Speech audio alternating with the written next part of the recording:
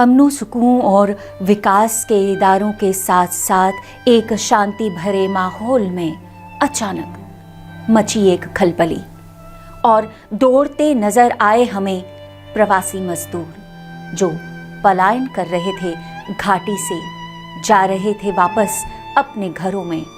लेकिन इस बार उनके कुछ साथी कम नजर आए, वो साथी जिन्हें गोला बारूद के ढेर पर लाशों की तरह बिछा दिया गया आतंक द्वारा। आर पार की बातें छोड़ो, सबने कहर कमाया। यहां गिरा या वहां गिरा, बस मां का खून बहाया। किस पर गोली चली यहां, किसने कोहराम मचाया? जात पात की बात में बस इंसान का लहू गवाया।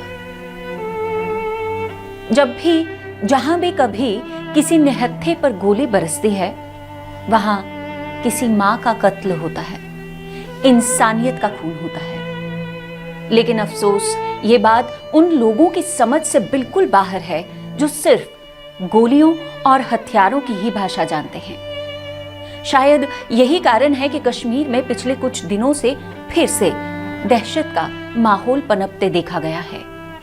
और इस बार इनकी चपेट में आए कई प्रवासी मजदूर जो इन्हीं के बीच रहकर घाटी के लोगों की सुविधाओं के लिए अपना हाथ बटा रहे थे, उन्हें खाना खिला रहे थे। कश्मीर आए थे कमाने दमाने के लिए। दो चार हम यहाँ लगभग 25-30 साल से आते हैं और जो सुनते हैं आजकल जो श्रीनगर में, यहाँ जो पुलवामा में बिहारी सबको मारता है, इससे डर मुझे सारी बिहारियों को बहुत डर घुस गया है। आप जो भी काम करने के लिए भी चाहता, किसी को दिल नहीं लगता है, सोचता है घर चले जाएंगे। कितने बिहारी कपाल पे हाथ लेके बैठा हुआ है, हमारे पास पैसा नहीं है, कैसे जाएंगे? और पुलिस आते हैं, कहते सब आदमी हमारे साथ रहो, थाना में सुरक्षा से, थाना में या उसके साथ जो रहेंगे। हम लोगों को उतना व्यस्तर है नहीं, मौसम ठंडी का है, यहाँ तो किसी तरह से गुजारा कर लेंगे। लेकिन वहाँ न बिछावन है, न चादर है, न कम्बल है, कैसे गुजारा करेंगे? ये मजदूर काश्तकारी से लेकर तरखानी तक, सब्जी बेचने से रेड़ी फड़ी का सामान बेचने तक और फैक्ट्री कारखानों से लेकर ईंटों की भट्टियों तक हर शोबे में अपनी कारीगरी का कमाल दिखाते हुए वादी में काम करते हुए अपनी आजीविका कमा रहे थे और अपने बच्चों का पेट पाल रहे थे।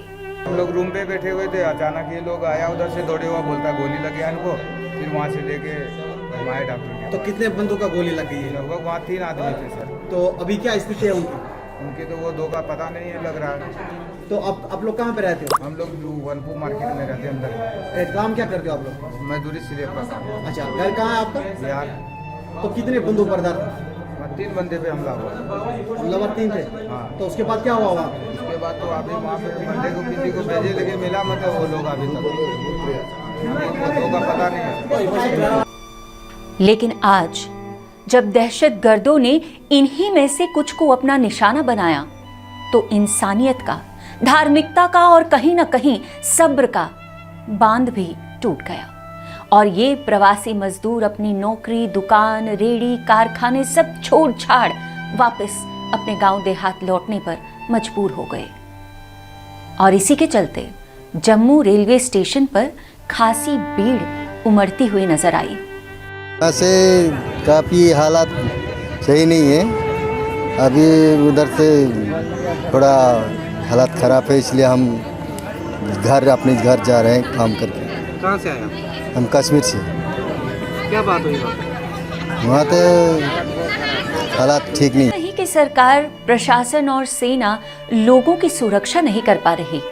जहां एक और भारत सरकार जम्मू कश्मीर को संवैधानिक रूप से भारतीयता का प्रतीक बनाने के लिए प्रयास किए जा रही है, वहीं दूसरी ओर भारतीय सेना के विभिन्न बलों के साथ जम्मू कश्मीर पुलिस एक संयुक्त बल की तरह कार्य करते हुए घाटी में अमन और शांति बनाए रखते हुए लोगों की सुरक्षा के लिए तैनात और चौकन्ने नजर आते हैं, जिसका प्रमाण घाटी में चल रहे एंटी टेरर ऑपरेशंस और सर्च एंड एनकाउंटर ऑपरेशंस हैं, जिनके दम पर वादी में आतंकवाद पर लगाम लगाने के भरसक प्रयत्न किए जा रहे हैं और इन्हीं प्रयासों की सराहना देश के नागरिकों से लेकर राजनीतिक इदारों तक की जा रही है।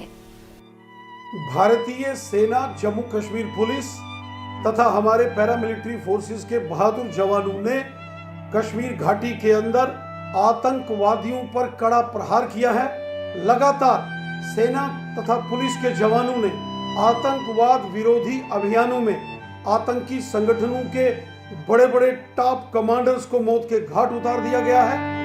आतंकवाद विरोधी अभियानों में जो तेजी कश्मीर घाटी में आई है, उससे आतंकवादी संगठनों में बहुत बड़ी बौखलाहट है, फ्रस्ट्रेशन है, डेस्पिरेशन है, जिसके चलते एक बहुत बड़ी साजिश पाकिस्तान के अंदर हो रही है कि कश्मीर घाटी में सिलेक्टेड टारगेटेड किलिंग्स की जाएं और खासकर जो हमारे भाई बहन उत्तर प्रदेश, बिहार, राजस्थान, मध्य प्रदेश, पंजाब, हरियाणा, झारखंड, छत्तीसगढ़ जैसे क्षेत्रों से आकर जम्मू कश्मीर में बिजनेस करते हैं या कश्मीर घाटी में कोई कारोबार करते हैं, मजदूरी करते हैं, उनको निशाना बनाकर एक डर और खौफ का माहौल बनाने की पाकिस्तान की ओर से साजिश हो रही है।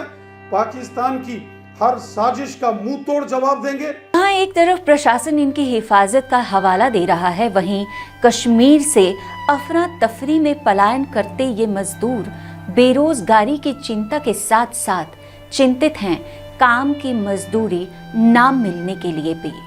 समझ नहीं पा रहे हैं ये प्रवासी मजदूर कि जो काम छोड़कर, जो आमदनी छोड़कर ये अपने घर लौट रहे हैं, वो इन्हें मिलेगी या नहीं। भूखा है, भूखा है, किसको खिलाएंगे। कहाँ से आया, क्या बात हुई आपको? वो बात हुआ, जमादार फिर भाग गया। जमादार मालिक मार का खेत दिया हमें 1 बजे रात का। कहाँ से आया आप? श्रीनगर से। क्या बात हुई? वहाँ यहाँ से भागो, पैसा दे रहा है बोला उन्होंने, मालिक ने, लेकिन पैसा नहीं दिया हमें। 1 फुटी कौड़ी ने 10 का करवा लिया था, अपना अपना नाम लिखता है, वो करवा लिया सर। मार के बता रहे आपको? हाँ। आजीविका के लिए घाटी आए हुए इन गैर स्थानीय लोगों को जब घर वापस भेजा जा रहा है, तो इनके मेहनताने को इन तक पहुंचाने की सुविधा के बारे में भी प्रशासन को कोई ना कोई कारगर ठोस कदम जरूर उठाना चाहिए। मजहब नहीं सिखाता आपस में बैर रखना, हिंदी हैं हम, वतन है हिंदुस्तान हमारा। ये बात जो हम सब हिंदुस्तानी बचपन से सुनते आ रहे हैं, गाते आ रहे हैं, इसका असल मतलब यही है कि सूफी संतों, पंडितों और मौलवियों तक सबने इस बात की हामी भरी है कि कोई भी मजहबी किताब, कोई भी ग्रंथ, कोई भी धार्मिक इदारा इस बात की इजाज़त कतई नहीं देता कि हम किसी मजलूम की, किसी निहत्थे की जान सिर्फ और सिर्फ दहशत फैलाने के लिए लें। जिस तरह कश्मीर से पहले कभी कश्मीरी पंडितों को खदेड़ा गया, आज वही बात इन प्रवासी मजदूरों के साथ दोहराई जा रही है।